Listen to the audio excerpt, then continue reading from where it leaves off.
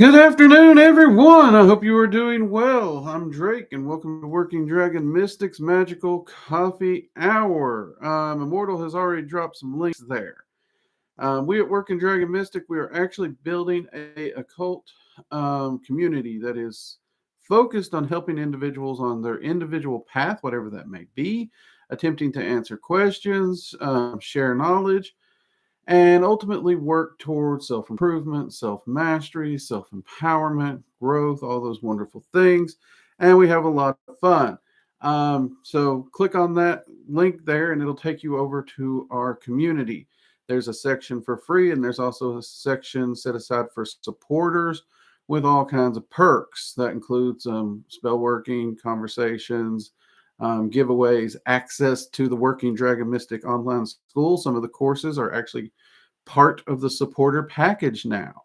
Another thing, we've moved the online school. So the online school is now over at the community.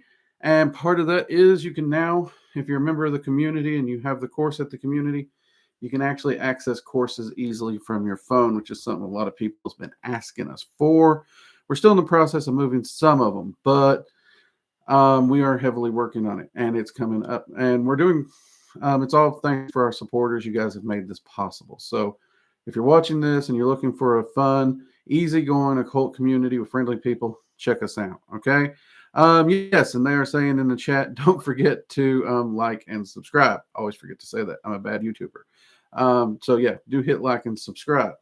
Here on Magical Coffee Hour, we can reach out and talk to people.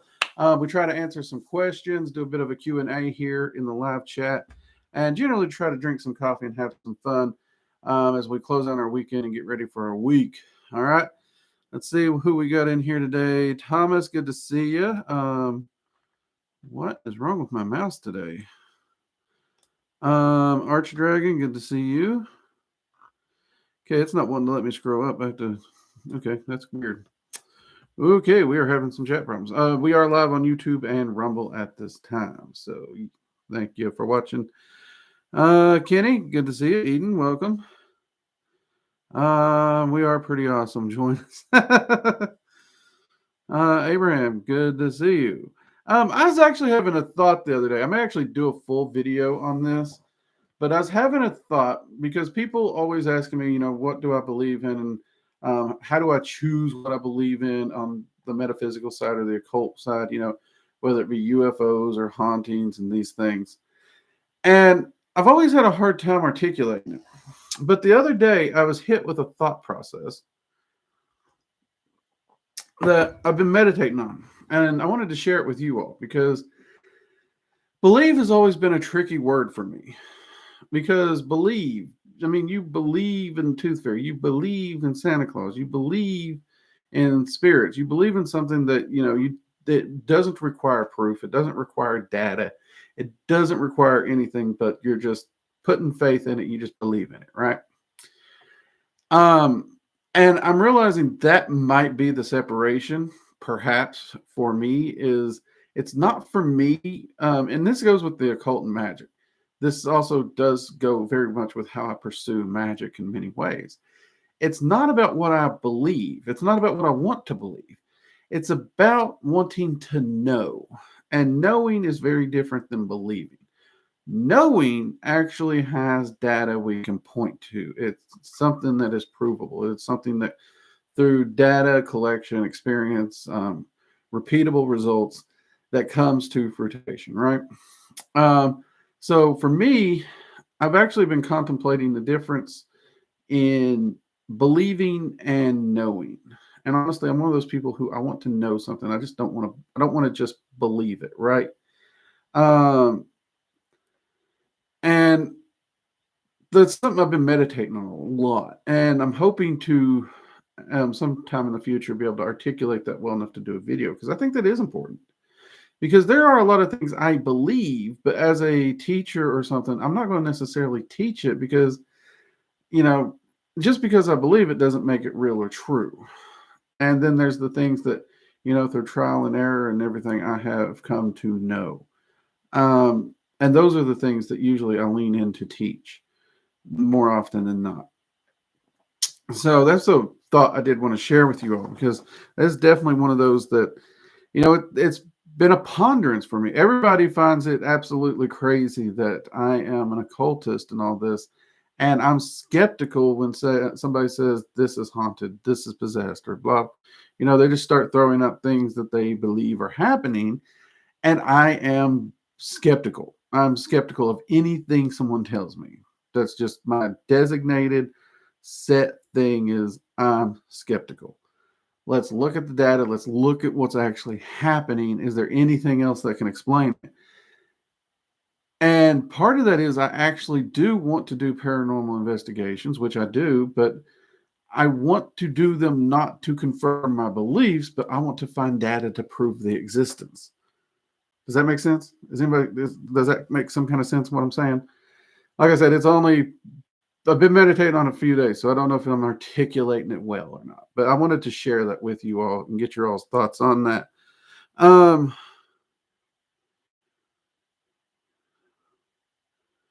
Thomas, do you believe that you know? No, I don't know something until I don't consider that I know it until it's repeatable, provable, datable, and shareable. So even my belief, I don't put into the no category.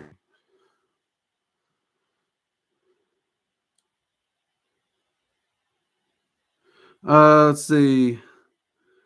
Third day boogie, I have little to no beliefs. I need evidence. See, that's where I'm at. That's where I've always been. Like, that's, I understand that belief and faith and a lot of things are great for people. It didn't really work for me. It wasn't my cup of tea, my cup of coffee, whatever you want to call it. I'm definitely someone who I want to know it. I want to see the evidence of it. I don't like just going blindly into something. Every time I've ever tried it in my life, I gotta admit, it's burned me. As sad as that may sound. But I've found that I do like to test and apply, and I find results and repeatability. That area of knowing, that's really where I enjoy being in life, if you will.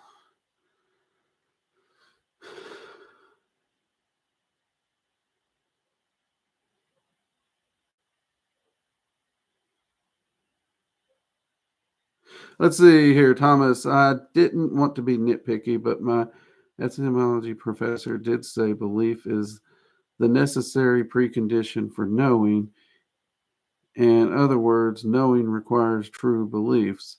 I could see how that would be stated, though it would also be determined on how you're viewing it. Because yeah, when I'm saying knowing, I need it to be provable. There's a lot of people who use the word belief with no data at all. So I see where he's coming from. I'm not going to tear that apart because I do actually see where he's coming from. That's one of those philosophical rabbit holes that we could run circles around for eternity, probably. Um,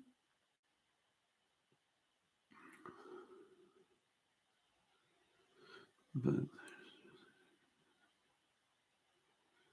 let's see, but yeah, it's a technicality. I get you, Thomas. I get you. Not mad at you at all because I understand that technicality. Like I said, I'm trying to articulate the thought in full, and like I'm still meditating on it, so that's perfectly understandable.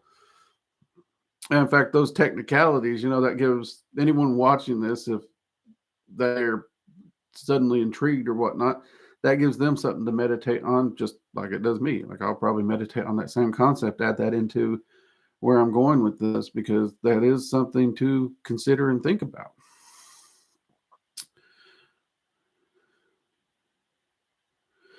There's a lot of tricky words, and context matters. That is one thing I say to a lot of people, is context matters. The number one reason I don't do spell work for hire is context matters. And if there's one thing I've learned, it's like 99% of the people who contact you wanting spell work don't want to give you the entirety of the context, especially in very specific spell workings where other people are involved. They want to make it them like, oh, they're the just ones, they're the perfect one, and every viewpoint they're right, and everyone else is wrong, and they're justified for the spell work. Do it for them. Here's the money. I've seen way too much in my years to it's never that clean cut. It's never that clean cut. So context matters, and I'm a big context person. Anyone who's seen me in the community, they will see I often sit here and I start asking questions and getting deeper into the specifics before I give an answer, because depending on the context, depending on the situation, could greatly swing the answer, and I need the context.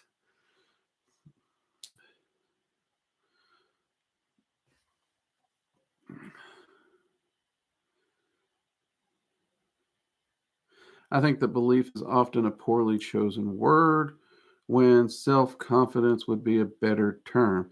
I can see that. Yeah, self confidence in oneself or one's actions could be. Yeah, I could see that.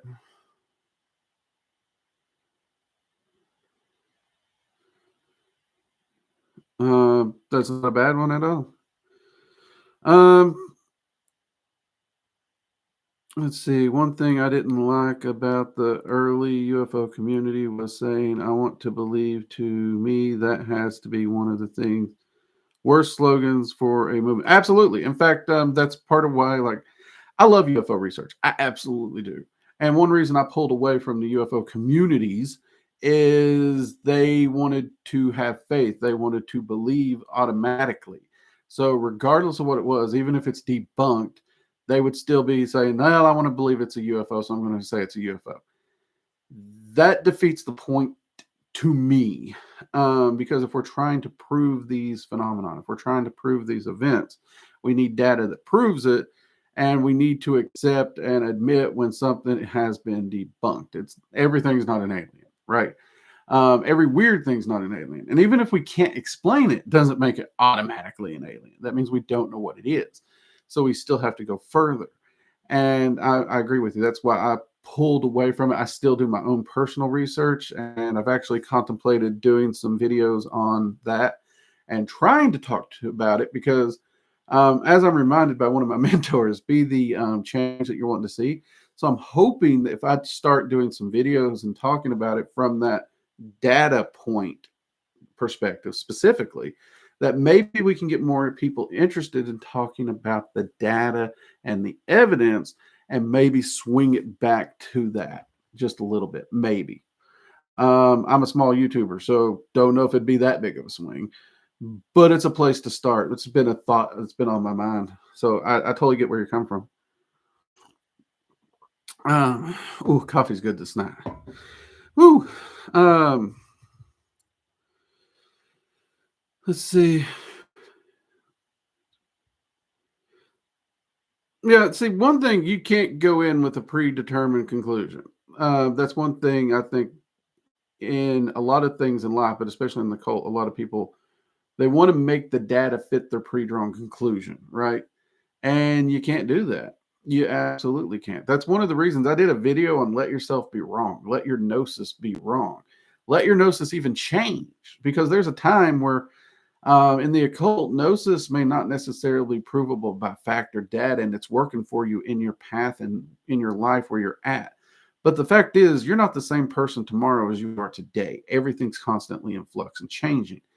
That's just the simple reality, which means that thing that may be working for you now, 2 years, 3 years, 4 years down the road, may suddenly shift, and it's not as functional, or entirely stops working. And you may have to reevaluate that gnosis, because it may not work for the person you are today.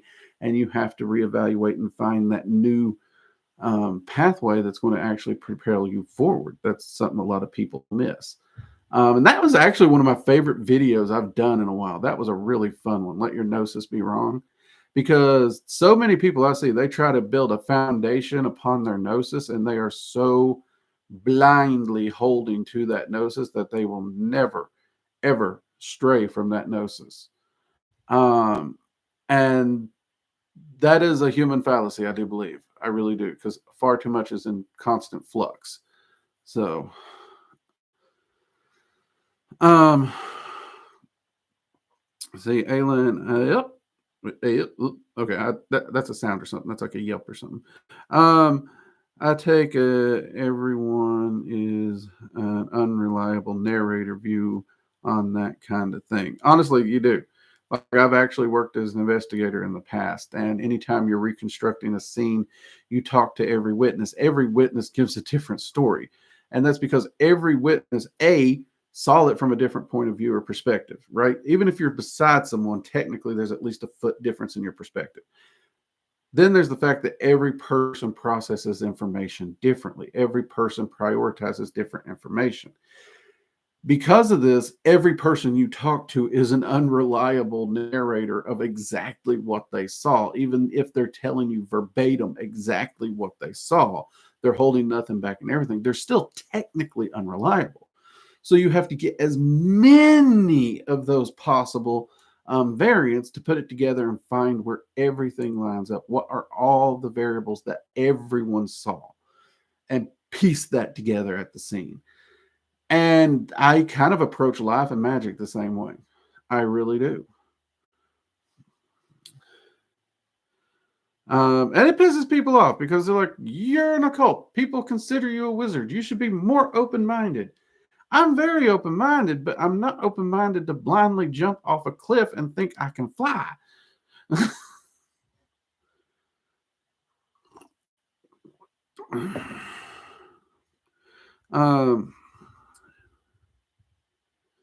Let's see.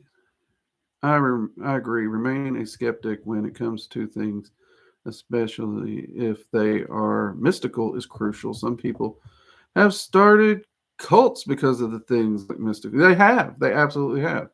And there's actually people on TikTok who got pissed at some of the things I've said and, started trying to accuse me of being a cult leader. I'm like, I'm probably the shittiest, piss poor cult leader in history, because one of my things is, hey, think for yourself. Don't just listen to me. It's like, here's the things I have found that works. Give them a try. See if they work for you. If they don't, try something else, right? That's kind of the motto of Working Dragon Mystic. It's like, don't just listen to me. Here's my point of view. Apply it. See what you think. But I want you to think for yourself. I want you to be out there on your own. I don't want you to have to listen to gurus. That's got to be the that's got to be the piss poorest cult I've ever heard of. But then this is TikTok. What do you expect from TikTok? There's a reason I don't go over there. Oh, Lord. Yeah, somebody sent me that, and I was like, I'm a what? Let's see. My gnosis has changed so many times. I've gotten a lot wrong. Yeah, and sometimes getting something wrong gets you to the stage to figure something else out, right? There have been plenty of people I know who they've built an entire practice on a gnosis that everyone around them is like, that's crazy. Why would you do that? Absolutely crazy. But it got them further in their practice, and then they suddenly had this revelation, and they're like, oh crap, everything I've been doing for like the last 5 years is wrong. What do I do? And inevitably, at least in the colleagues I got, most people are like, dude, what you're doing got you to where you are. Now you're seeing this. That doesn't mean you messed up. That means you got here. You've learned all this. You've made all this progress. You now learned a new thing. Apply it. Don't beat yourself up. Apply it. And let's see where you're at next year. And next year, you're going to be much further along.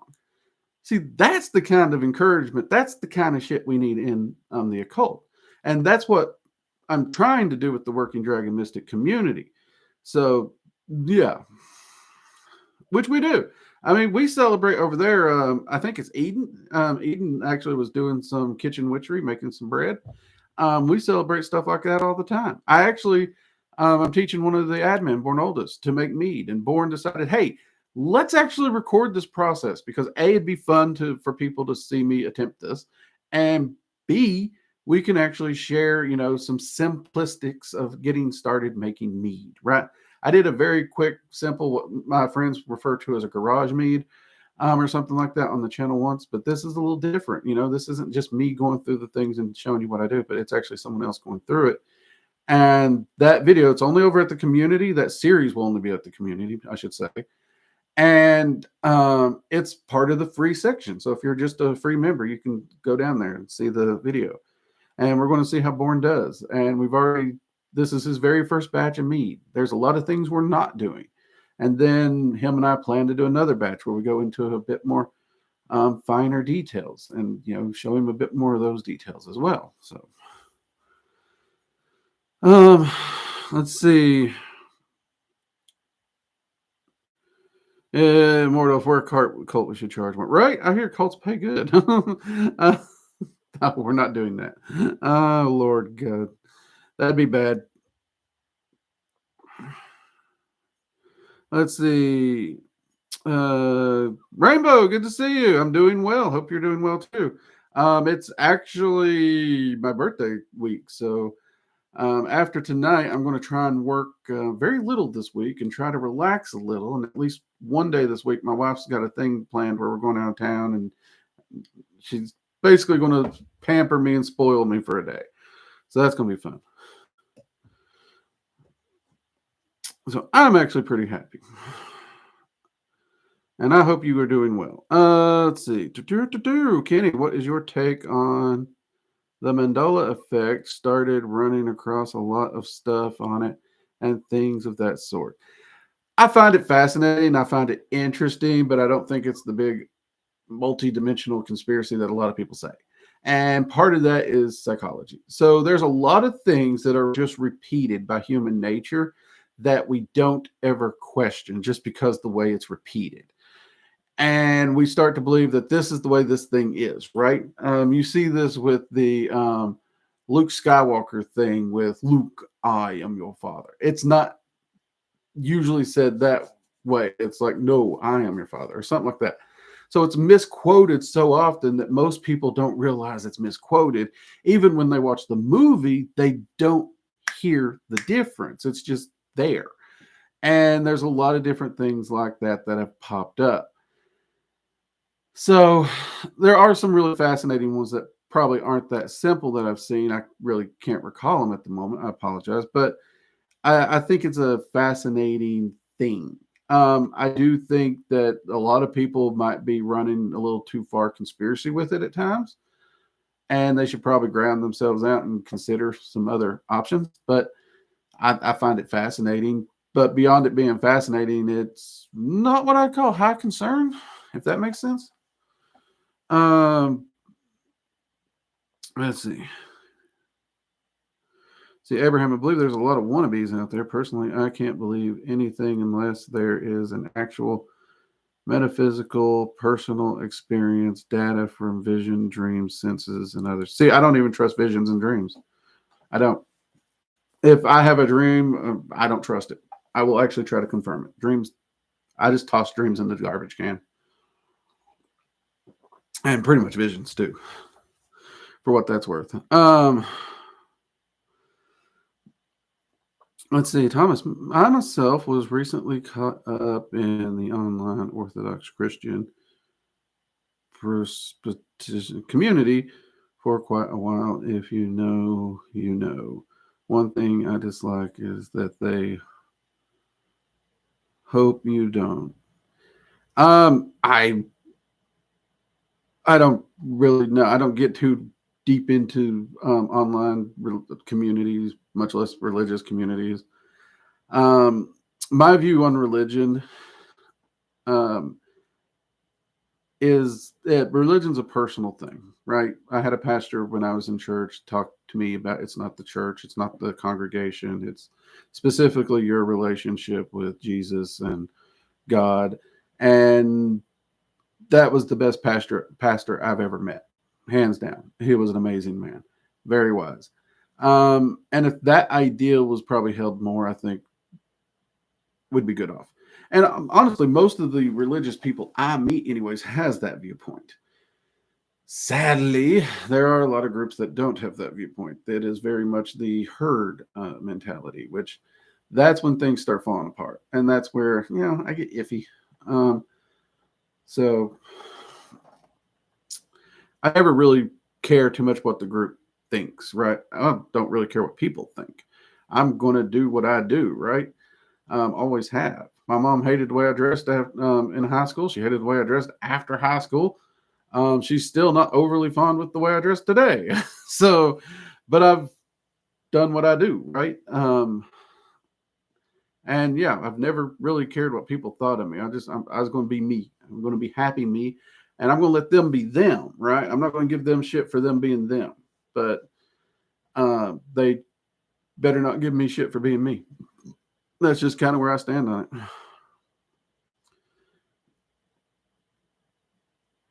Let's see, Abraham. Lately, I've been even questioning if dragons might or do get along. What other religion groups would definitely contradict based on their.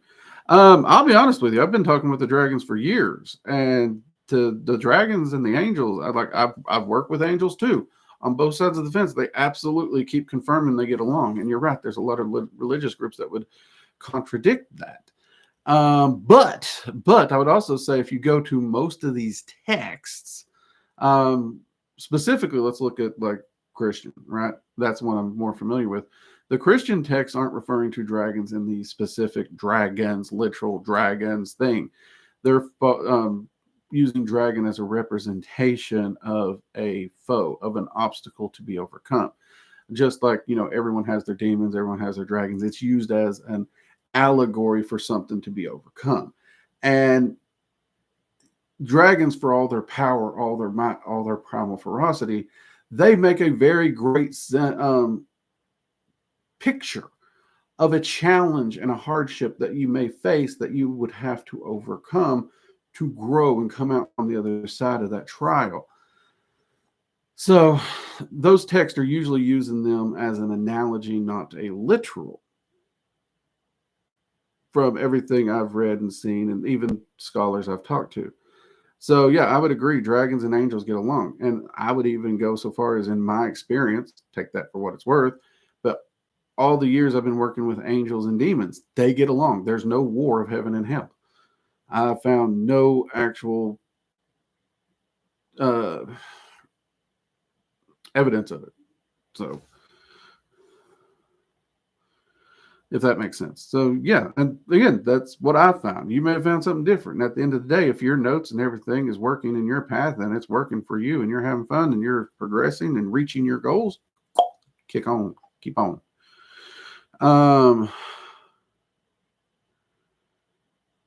Let's see. See, and when you provide actual criticism, they bully you even harder and start gish galloping, throwing a bunch of terms for no reason, hoping you don't understand them. Yeah, I get that a lot. I see that a lot. It's not just in like Christian communities. I see that in a lot of communities in general. I've even seen it in cosplay communities, sadly. I was actually popped into one community. I was looking for some tips on some cosplay armor I was hoping to do for a friend of mine, and that turned into a shit show real fast. But I've seen it in pagan communities, right? There's a lot of reasons I no longer do anything related to pagan pride. There's reasons I just avoid them. Even though it'd probably be good for business, but I can't stand, I can't stand that.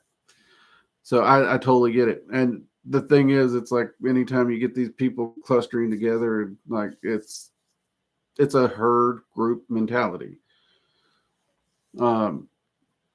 What was it? It's in Men in Black. They said a person is smart. People are dumb, panicky animals, and you know it.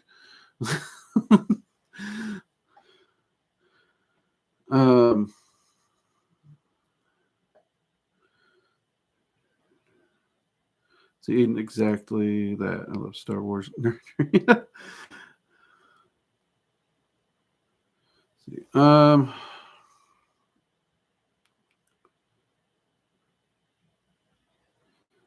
See, Archdragon Orthodox practices mysticism can seem and felt off. Yeah, so it feels off for some people, and some people Orthodox mysticism it's a comfortable fit. And I just try to remember it's not right for everybody, and I try not to judge.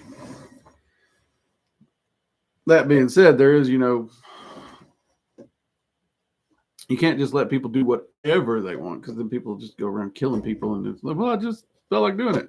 No, you're a serial killer. Sorry. So there are lines, but if you're living your best life and doing what you can and you're not harming anyone, you're not breaking any laws, I ain't got no issues with you. Um, that being said, like if you like try to cram your beliefs down my throat, I can be a right asshat, and I'll have fun doing it. Um, see, Alan Drake, your pastor sounds like how my folks approach the matter. Religion is a personal thing to them, very Christian, but not churchy, if that distinction absolutely makes sense. And actually, if you read the Gospels, the church is the people, not a location. See, that's one of the things that, like, I was a junkie when I got into church, not like drug junkie, information junkie. Let me clear that up. That sounded bad. Uh, so, like, I our youth pastor gifted me this really cool Bible and everything, and every time we'd go in and I'd listen to Pastor Jerry's sermon, I'd write down where he's pulling his stuff from, and I'd go home and I'd read it, right, and I'd meditate on it quite literally. And so the church, and Pastor Jerry had no issues saying it. Church was a social event. You come here, you meet people, you make friends, you share points of view, but it's a social event. And I would go home and I would read and I would meditate, and I would think on it, and I'd reach my own conclusions. And oftentimes I would, end up back at church, talk to Jerry. And actually, when they found out I was getting married, um, suddenly the men's group's like, well, we know you're in the youth group and all, but you're 18, you're about to get married. So come on in here and hang out with us and start sharing, which I did. And, we got to have some amazing conversations. And those are some of the conversations outside just listening to old people talk and share wisdom that I cherished the most when I was younger.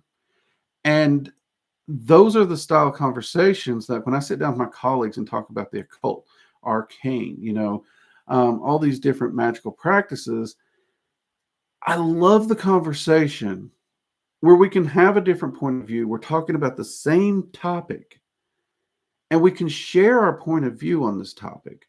We can share our insights on this topic.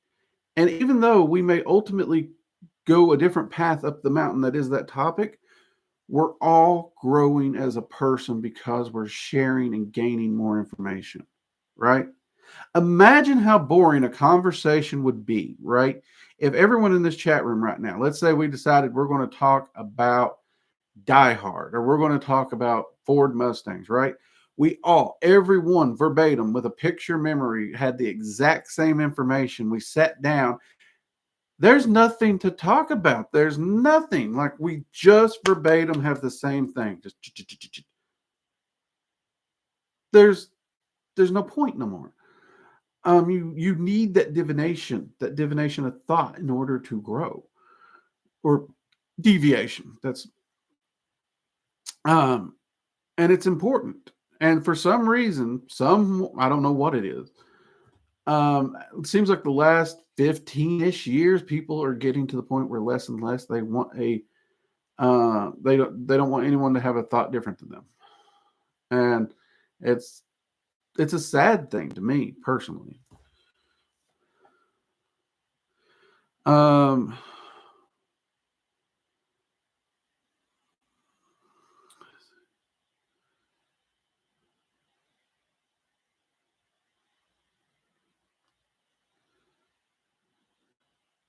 Let's see.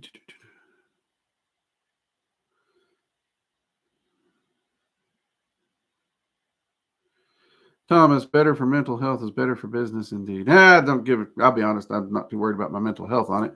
I just do it because I think it's right. It's not mental health. It's like I have a moral compass. I believe in respect. I believe in honor, and I'll follow that over dollars. Because there's a lot of things like in the community last week, somebody kept asking me questions, and ultimately and sadly, most of the answers were people are doing this just for clicks. And there's so many things. Like if I go in my back office and check my analytics, there's all these things I could do videos on. And every one of the topics is pretty much a BS topic in most ways. And I could totally do a video and I could absolutely get clicks and probably blow my channel up. But then I lose something that is crucial to me, and that's authenticity. That's, I've told you all, I will not speak on something if I think it's horseshit. I'm not going to pander to, the algorithm, as it were. I'm going to try and make sure the information I'm giving you is accurate to the best of my ability. And if I think something's wonky, I'm not really going to do it. And you all know how I feel about like the idiomotor response. And there's a reason I don't do a lot of videos about things that function on the idiomotor response, whether it be pendulums or dowsing or these other things. And mind you, I grew up with a bunch of old timers that I've seen them use dowsing rods to find water a lot and very accurately. And still, the idiomotor response and my understanding of it, yes, the two events are contradicting each other. I absolutely 100% totally agree. But it's also that my position on the idiomotor response gives me I'm not the person you should talk to about dowsing, if that makes sense.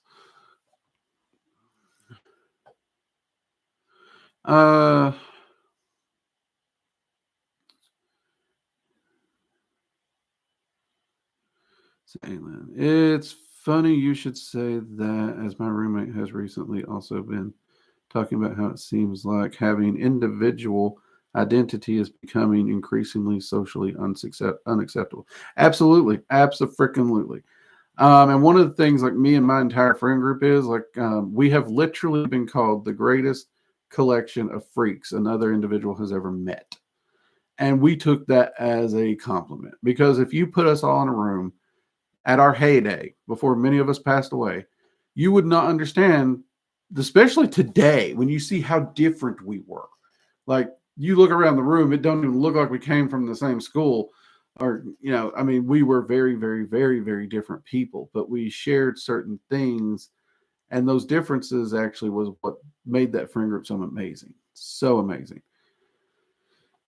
And differences used to be a good thing. I don't know where that changed. It kind of sucks. It's boring.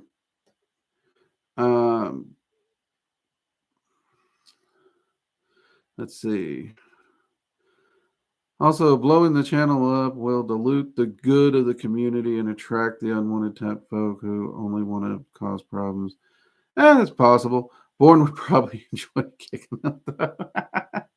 Well, we got some basic bumper rules up at the community. When you first join, the rules are right there. You can read through them. It's very simple.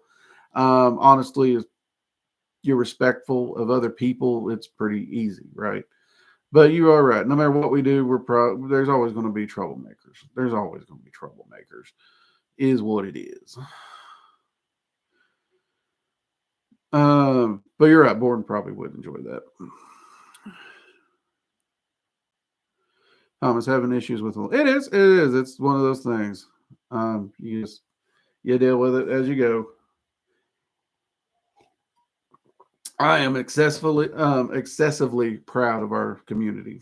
It's growing. We got more people sharing the community, inviting people over. It actually shows me when somebody else actually invites someone over. And we are growing. It's pretty cool. I would love to get the community to 50 supporters. And if we get to 50 supporters, I'm going to do something special. I might actually craft a tool, enchant the tool up and everything, and do that as a giveaway, or I might commission some kind of reward for all the supporters at that point. I don't know. I'll figure something out. But if we can just get the community to 50 supporters, that would be a game changer for what we're able to do for the community. And as you all can tell, I'm working very hard on giving back to the community. Not only are we trying to wrap it all into one place, we're making sure that the supporters get access to, like workshops and stuff for free. But we're trying to do more workshops. We've actually started over at the community a morning community chat with Drake. Those chats have been actually pretty fun, to be honest with you. Pretty hilarious too, because you catch me before I got a full pot of coffee in me usually. Which they do have a replay. So we actually have a replay on those too. So if you miss one, you can catch up on it. I don't know if we'll have a full playlist like we do coffee hour. That we may have to take some of those out as we go forward. We'll see. If I take them out, I wonder. Huh. I don't know if they'll make their way to YouTube or not as we take them out. I'll have to think on that one, but we'll see. Um,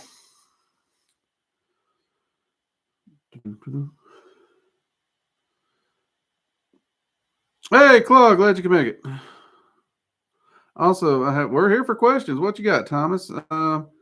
Am constantly flip-flopping between practices. However, the most success I had was about a decade ago when I was communicating with Lilith. Since then, not many experiences. Well, personally, when it comes to flip-flopping practices, my general viewpoint is I don't call it flip-flopping, I call it you. I have explored so many different things. Yes, I always tend to gravitate back toward Norse magic and dragon magic. Of course, you all know I've done the Tree of Life, I've done the Cliff Oath, and I adored my time working with Lilith. I really did, absolutely did. And if you had some success working with her, I'd go back and check with her. She's not the man-hating entity most people paint her out to be.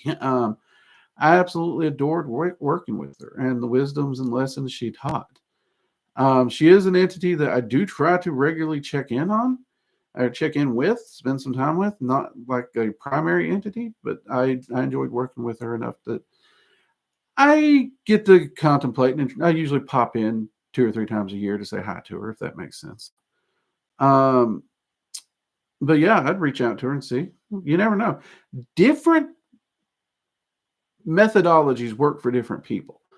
So you will find systems that just resonate with you personally better, right? There was a part of me that thought with my attention to detail, ceremonial magic would be what resonated with me. I was so flipping wrong. So flipping wrong. So, and I purposely tried to avoid anything to do with dragons early in my practice because it's so stupid and cliche, right? It's like, how D&D can you get, right? And then I had that little incident at the airport that I've told many of y'all that I've shared on the channel several times. And it's like, fine, I'm going to follow this data because this is weird. And I found dragon magic. So, I was wrong to attempt to avoid that stuff. So, you never know where it's going to go. But to me, that's also part of the fun, is the journey and the adventure. I'm not, like, for me, it's not about being this big badass mage. I love the journey. I truly do. I love the journey. I love learning. I love the experiences. I have always enjoyed adventure, right?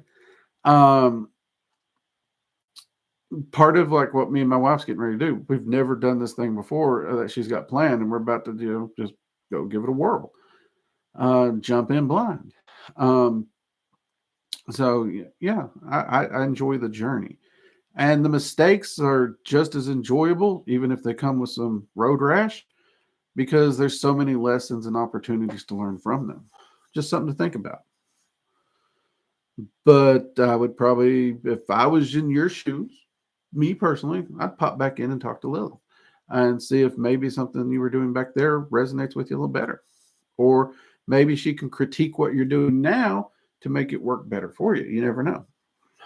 Just some thoughts.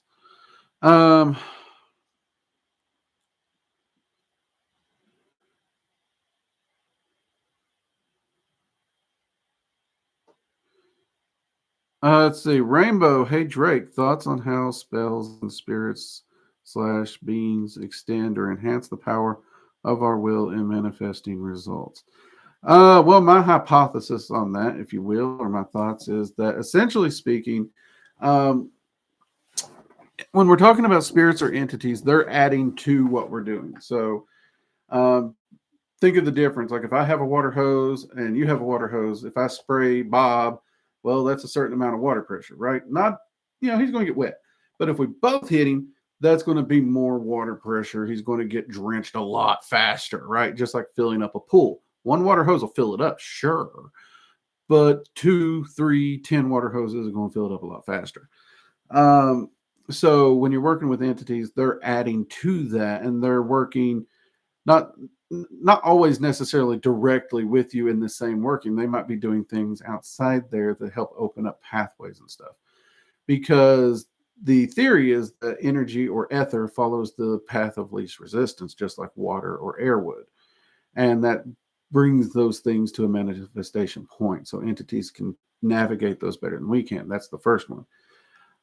Spell working is literally you picking up and grabbing a hold of ether and slinging it to where you want it to go and putting it in motion. Just like if you've ever, when you were a kid, you make a paper boat and you set it on the creek or on the river. You know, you made the boat, you created the boat, but you don't have to walk it to the end of the creek. You just drop it in the creek. You know, it gets carried along in the current. The spell is what you're shaping and setting into that current to go to its destination.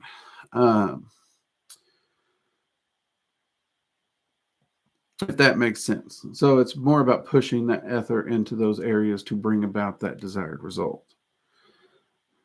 And if you look at it from different concepts, whether it be the tree of life or even the web of the weird, ultimately these concepts teach that etherically all things or all probabilities are interconnected in one way or another. And it's about navigating those probabilities in order to get to the destination to where the thing comes to be.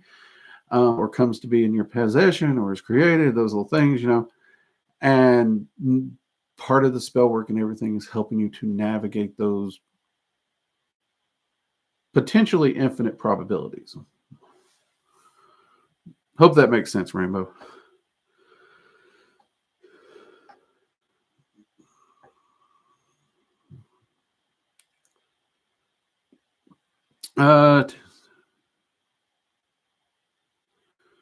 Aylin tends to go for blood when I'm uncaffeinated.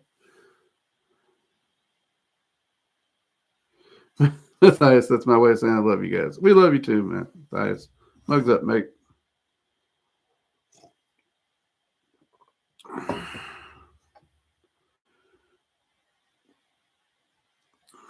Whoop. Okay, we're jumping now. Let's see, Thomas, thank you. Also, you are correct. She is not the man-hating entity people think. That is a very modern spin on it from my research. It really is. And I don't want to get political because it goes down a political rabbit hole. And that's probably not the best discussion for here.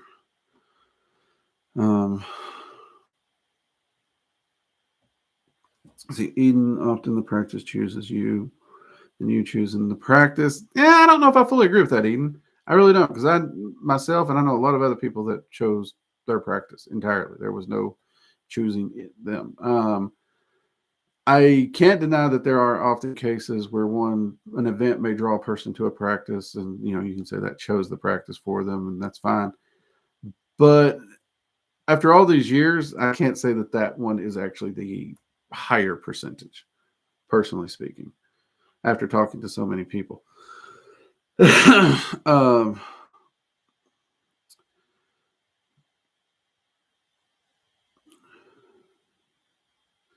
see. Ayla and Lilith takes. Now that statement's true. Lilith don't take no bullshit. That's for sure. That much is straight. But that's not a gender based statement. That's just she don't take bullshit and deal. Yeah. Ayla's right about that one. That actually is one of the things I love about Lilith. Like it's just no bullshit. I love it. Like that straightforward attitude. I love that attitude.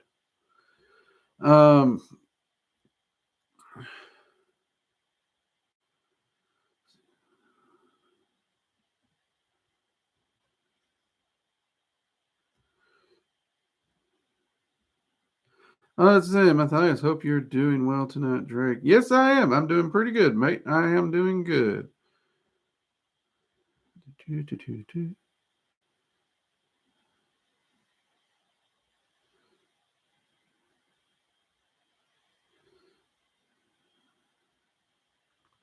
All right, cool. Where are we at? All right, 49. Anybody got any questions before we get wrapped up? It's about time for Jade to throw clocks at me. Actually, I've not seen Jade in here. Have I worked with the Norns? Yes, I have, actually. I've actually enjoyed working with them. They're an interesting set of entities to work with, but then again, the lore around them is like hard to dive into and dig into. Most people think there's only three Norns. First off, there are three Norns that are largely mentioned inside the Eddas, but when you read the Eddas and you look at the translations and everything and really dive back, they start speaking about Norns in a much broader perspective. And in my working with them and working with the Nine Realms in Norse, that was kind of what I found. I'm like running into way more than three Norns, and I was like, something's not right. And that's why I started diving back into the Eddas and trying to figure it out. And sure enough, there's definitely more than just the three. But most of the time, when people say the Norns, they're talking about the big three that are most commonly referenced, um, and most often correlated with like the what is it, the Greek fates, I guess. Um,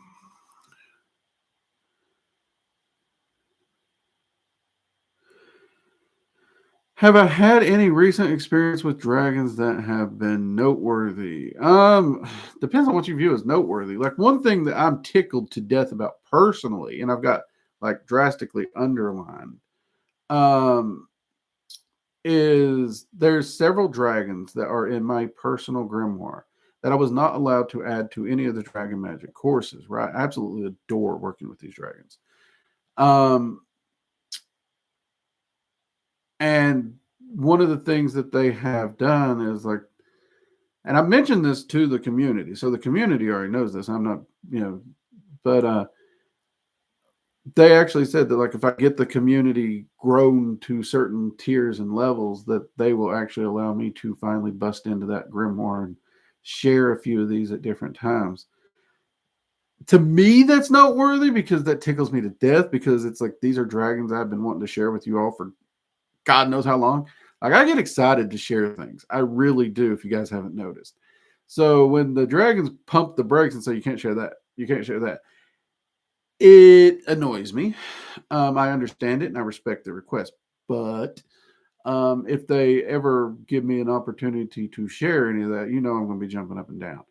So that's noteworthy. But right now, most of what I've been doing and working on in the dragons is kind of a little bit of a maintenance period, if you will, if that makes sense. So I don't know if any of the maintenance period stuff is particularly noteworthy. Um, there's been a few conversations, where I've been discussing with the dragons about some ideals and plans I have for doing some Appalachian research in those areas. Um, and bit of discussion about where next year might lead. Because if I got my calendar right, we're about my wife will be up for orders, and we could be staying in the same location, or they could be shipping us to somewhere else. Who knows? Maybe they'll stick me on Hawaii. Actually, I don't know if I want to go to Hawaii.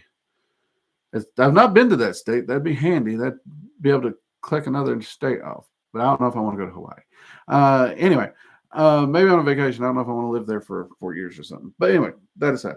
So I don't know if there's anything particularly noteworthy with the dragons going on in my life. If that sounds weird, because as much as I work with them and the weird shit I get into, you'd think there'd be more noteworthy. But yeah, I'm kind of in that little maintenance period where I closed up a lot of doors and finished up a lot of things at the end of the year, and this now we're kind of setting up the year and getting everything rolling. Um, because there's a lot of things we do have planned. So yeah, it's more. I guess you could almost call it clerical work, really.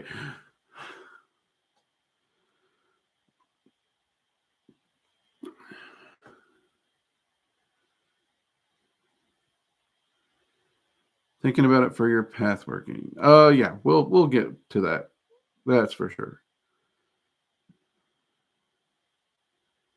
See, this isn't so much a question, but I feel like my senses are having something of a hiccup. What do you mean by hiccup? I will admit your arcane senses, like if you're losing your focus, if you're not getting sleep, if you're stressed, you're a bit scatterbrained, your senses can essentially be affected by those same things. So you do need to make sure you're getting rest. You need to make sure you're dealing with your stress, and those things will help your senses too. Because anything that can affect like your coordination, your ability to think clearly, all those things can affect your senses. Which is one of the reasons I don't suggest using substances that alter the mind or body's physiology while training. Everybody's going to do their own thing, but that's why I don't recommend it.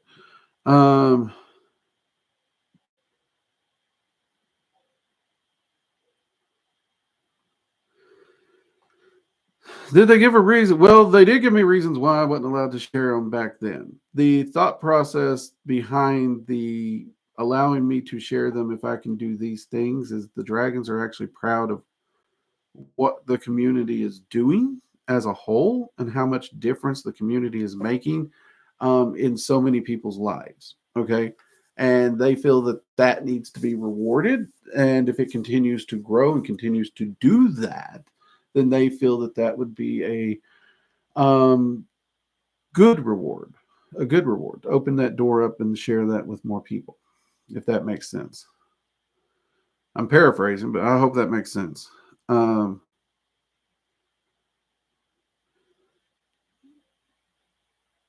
Let's see. That would probably sum it up then. Stress has been a little high lately. No worries. Yeah. Okay. So yeah, work on getting some rest.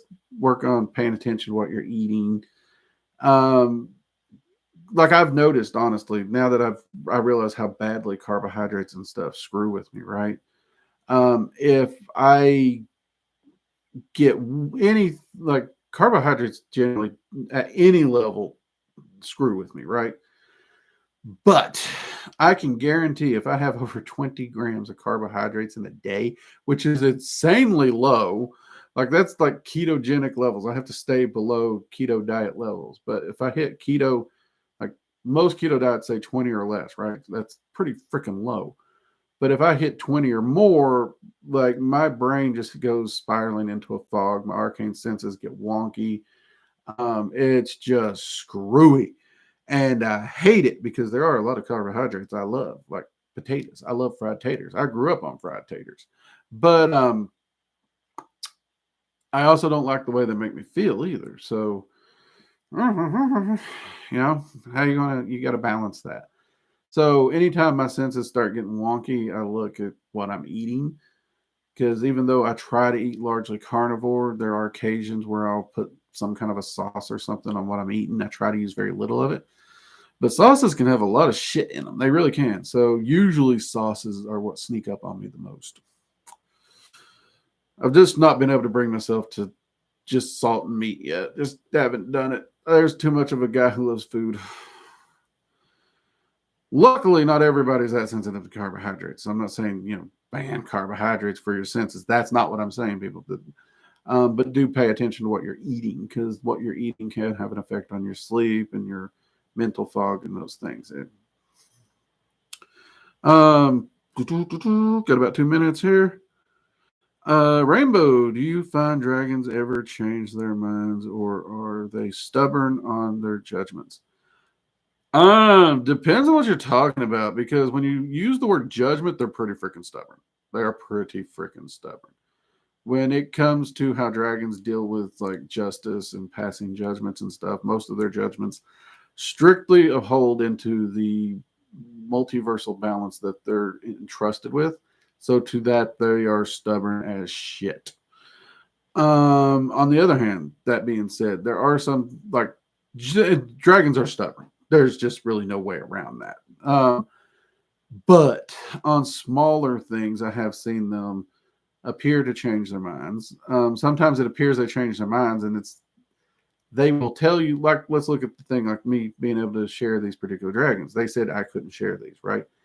They very well already knew the time and place may come where they allow it. They just didn't tell me that. So it's not a changing of their mind in any way. It's just, oh, look, this thing actually finally came around. Let's let him know now. But there are times where I have seen them change their minds on certain things. But they're usually far lesser in scope, if that makes sense. But dragons, generally speaking, they're pretty stubborn.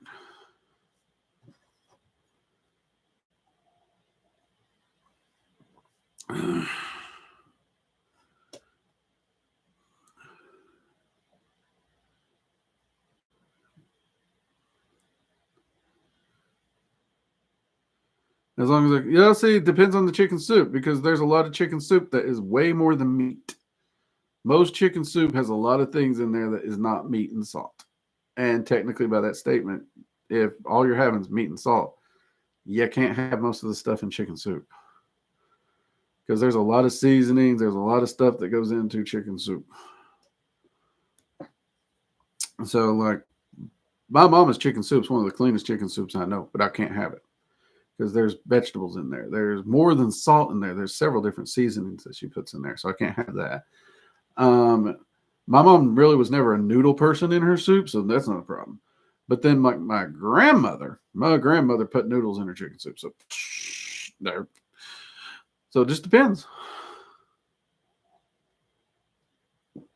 But if you want to know if you can have chicken broth that's essentially just chicken and salt, then technically, yeah, you could do that.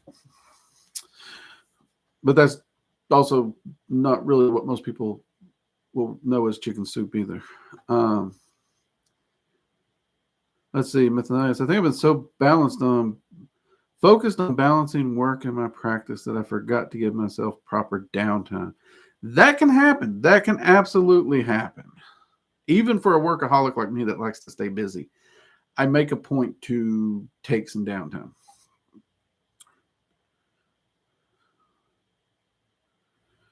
Let's see. And there's the clocks a flying.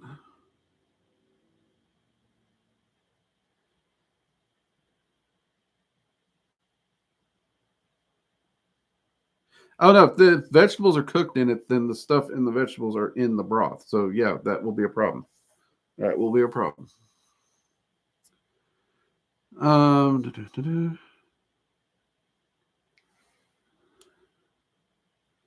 See Thomas before you go, any tips on not being a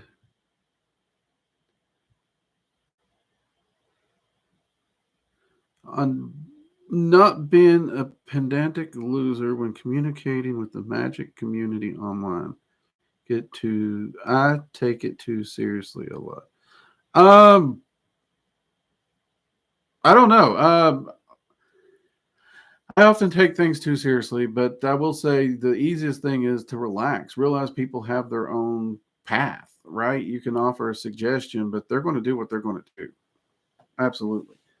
And honestly, don't argue with people. It's not worth the time most of the time. I honestly and truly do not go anymore to any occult forums online or communities. I don't. It There's just so much drama. I try to avoid it. And the only community I spend time in anymore is the Working Dragon Mystic community because, well, Working Dragon Mystic is me, but one of the things that amazes me about our community is that drama doesn't seem to be there. And that's one of the things I'm most grateful for because I actually look forward to waking up, getting in the office, and clicking and checking the community, right? Or checking the community on my lunch break, whatever it is. That was never the case with the other communities. They were just a pain in the ass. But I'd also say don't look at yourself as a loser just because you're passionate about something. That's the way you were stating that comment, because I don't think that's the case. Do try to be respectful. Do try to be, calm, rational, and let people have their say and their opinion. And share your opinion, but don't share it in a way that you're stating it as if it's law. Does that make sense?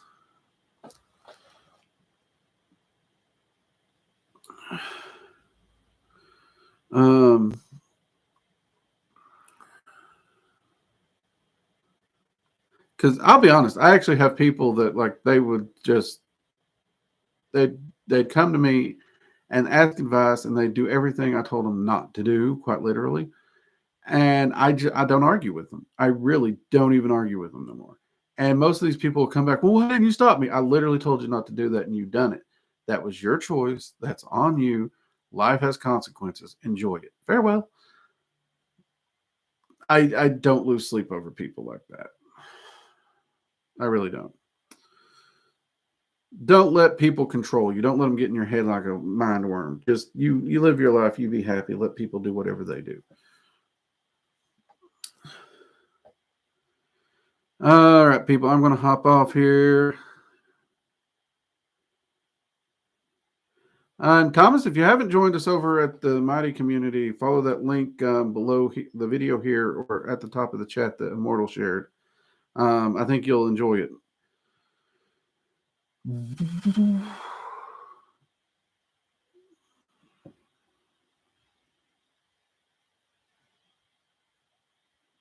All right, everybody, take care and good night.